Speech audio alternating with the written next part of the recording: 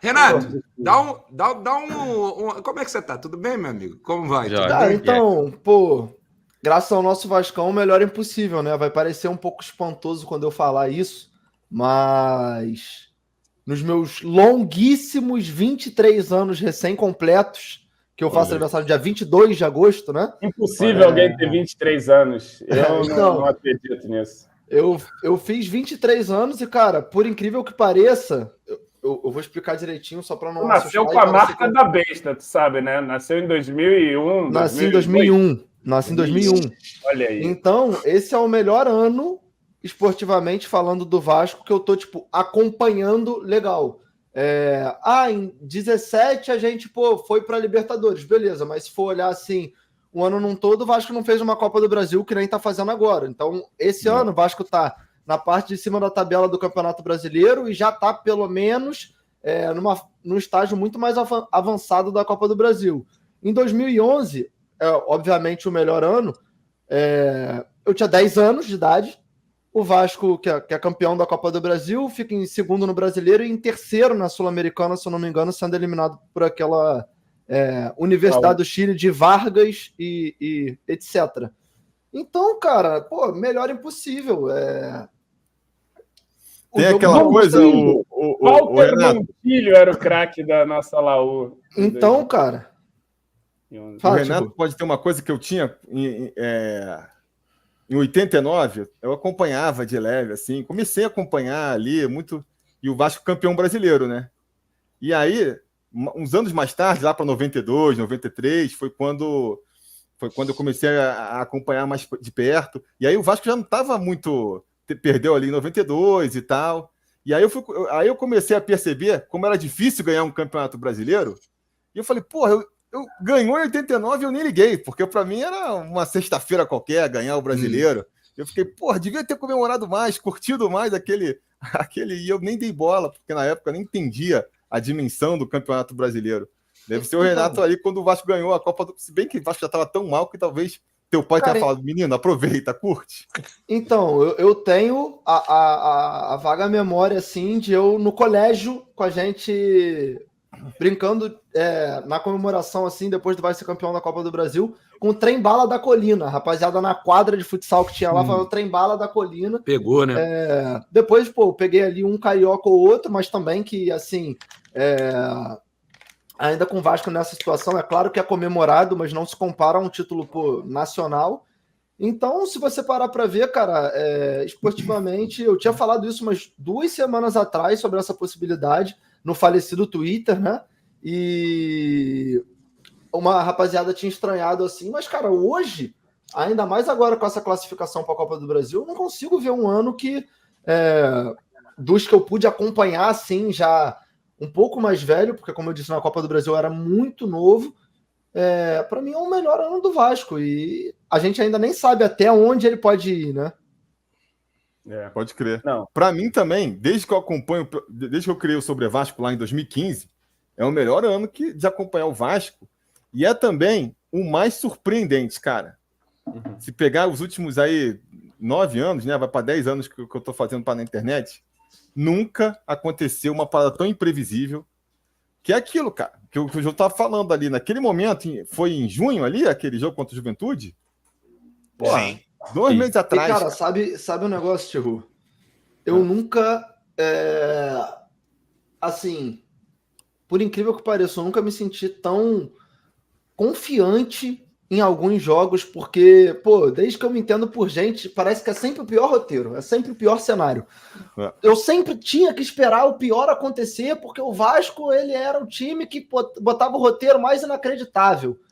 Mas, cara, nesse jogo contra o Atlético Paranaense, estava 2-0 para os caras, e o Vasco com 1 a menos, e, pô, eu me peguei falando com o Giovana que eu estava confiando que alguma coisa ia acontecer, porque não sei o que acontece, parece que a chave é diferente. No jogo contra o Vitória teve aquele lance ali no último lance, que o Léo Jardim resvala nela, ela bate na trave, e isso tem acontecido em outros jogos, contra o Atlético Goianiense na própria Copa do Brasil, eles dão 412 chutes no primeiro jogo, e o Vasco consegue se manter vivo. No jogo de volta, um gol que eu não sei nem explicar como ele acontece, do Lucas Piton, A gente vira jogos em sequência, tempos atrás, e eu não tô falando de muito tempo, não. O Vasco, quando tomava o primeiro gol, a gente já sabia que só se um milagre acontecesse ele ia virar.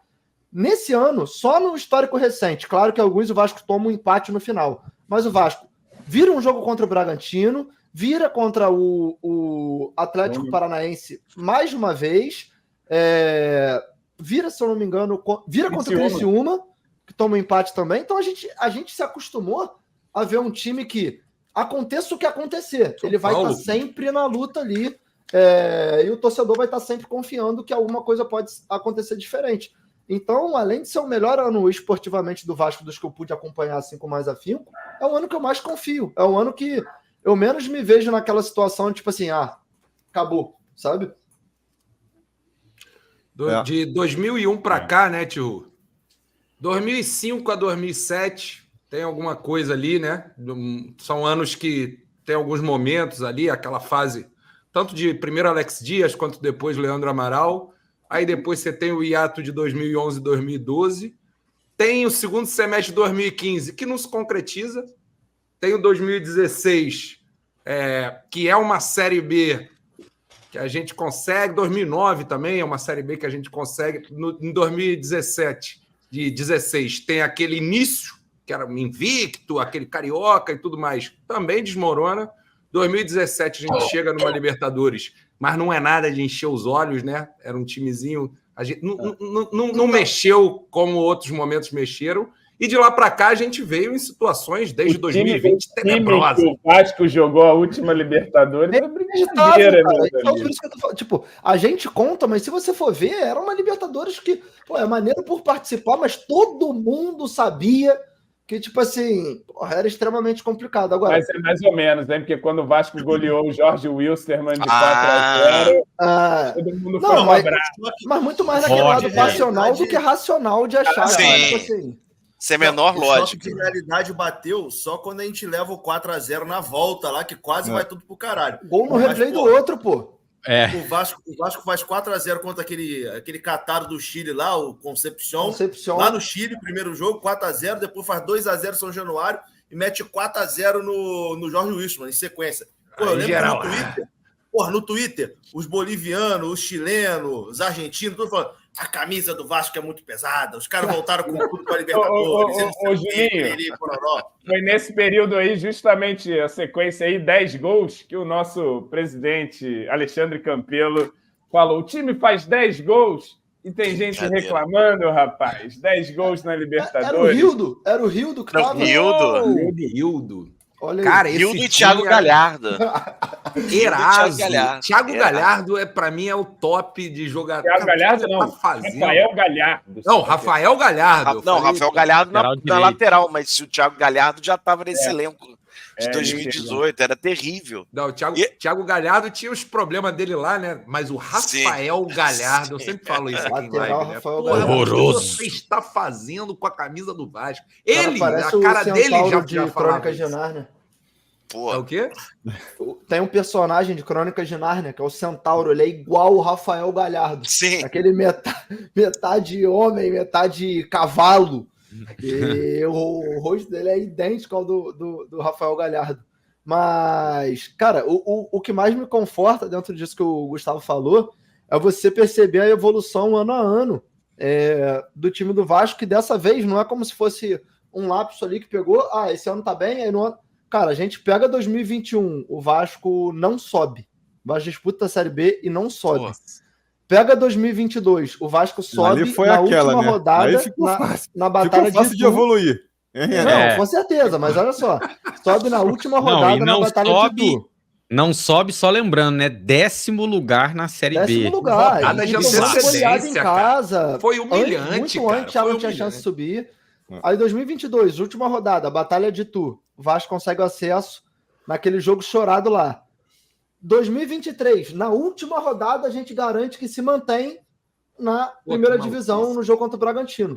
Em 2024, até o momento, a gente está na parte de cima da tabela e num estágio da Copa do Brasil que a gente jamais imaginaria. Então, na parte de cima da tabela, Danilo, porque a gente começou daquele jeito, né? Isso que eu ia falar, 2023, cara, a gente nos nossos canais, falando de Vasco nas redes sociais, com os amigos, foi algo desgastante. Você chegou lá no final do ano, tu estava entregue, tua alma já tinha ido ali. O Serginho trouxe de volta o que restou da tua alma ali naquela cabeçada. O João fez um tweet esses dias, cara, que eu concordo perfeitamente. Eu acho que, se eu não me engano, foi pós algum empate ou derrota do Vasco, que o Twitter estava desesperado. Meu Deus do céu, tudo de novo. Essa posição do Vasco é falsa na tabela, porque os times têm jogos a menos.